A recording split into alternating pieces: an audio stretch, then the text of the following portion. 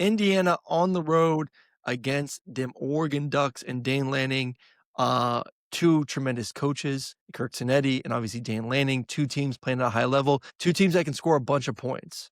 I love both these teams. I love both quarterbacks. I'm gonna let you get the first crack on this. What's your initial feel with the Hoosiers and the Ducks? Well, the good thing is we've seen both of these teams tested, right? Like we've seen Indiana play an Illinois team that we think is really good. And maybe for a second we didn't think that, but then they've bounced back. And Illinois has looked really comparable and looked very competent recently and still physical. And Indiana whipped them. I mean, to the whipping shed and just time and time again. And then with Oregon, seeing what they'll be able to do going on the road in a whiteout to Penn State. And I think they broke Penn State. I don't know if this is one of those situations that I know people love to say, well, look how good they really are or aren't.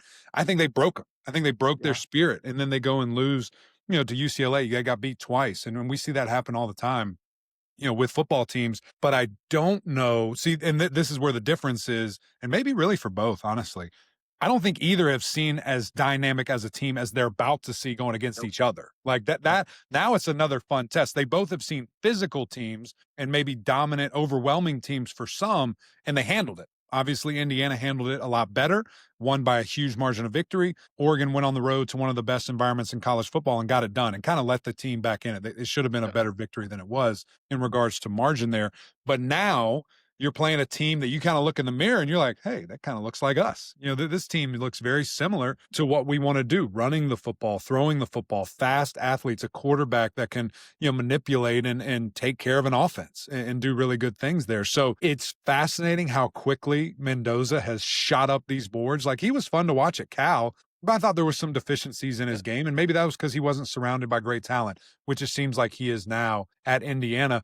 And then, you look at Moore, just a young cat figuring it out, slinging it, and should be very confident with his percentages and his speed. Like those receivers, that still maybe is a little bit of a difference maker for Oregon. I love these receivers, man. They get out in a hurry, and they are not afraid. And then you got Sadiq, which he got a little banged up against Penn State. I assume he's going to be healthy and ready to go this week.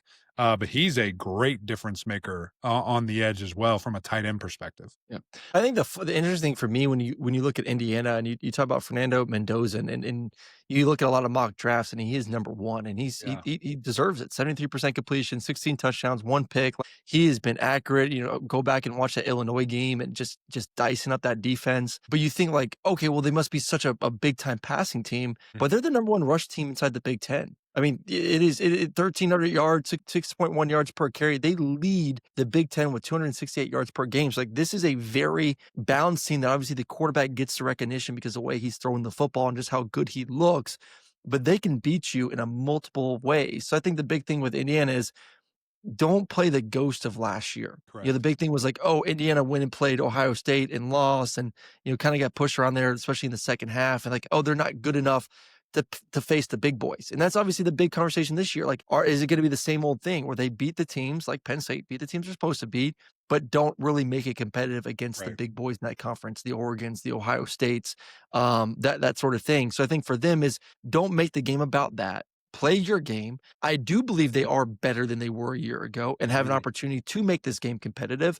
And the big thing against Oregon is Oregon's you talked about they haven't faced an offense like this. And they're very young in the backfield, very young when it comes to the DBs. And we know, and I've talked about it multiple times, Penn State does not have right now Drew Aller playing at a high level, and they don't have receivers that really threaten you. That was not a test for Oregon and their DBs. This is a test.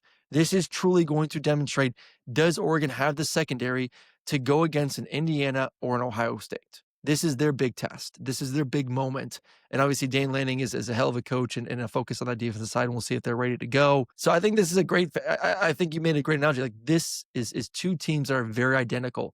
Can throw it, can run it, have two quarterbacks playing at a high level, two quarterbacks that are taking care of the football, both with only one interception, and two defenses that are pretty darn good, but still unproven, especially against teams that can throw the football. I think this could be a track meet. I really do. I think this could be a track meet. I think both teams can get into the 30s. I think this is going to be a very, very fun, very entertaining game. I think Oregon wins at home. We see the advantage of playing there. I mean, go back to last year. They beat Ohio State at home. Then go into the playoffs, Ohio State smashes them. Eugene is a tough place to play, one of the loudest environments in college football. I think that's the difference in this game. But I think Indiana makes it competitive enough where we sit back and say, okay, Indiana is legit. Indiana is a playoff team. Fernando Mendoza is pretty damn good. And Kirk Cinetti, Google me, bitch, because he's got a playoff team once again this year, most likely. Who do you give the edge coaching wise? Because they both are so Yeah. different, but very similar in the fact like they want to kill you. Like they are very confident in their preparation, very confident in their own abilities as coaches and the product that they put out there. I love Danny Lanning, dude. I think I love he is both. a bad boy. And just like his energy level, like after Intensity. the games, he's like salivating it's like, coach, calm down. It's just an interview, dude. The game's over. You won. And then, you see Signetti and he's just like, cool. Like, yeah, we just killed these boys. Like he's just calm, cool, collect, silent killer.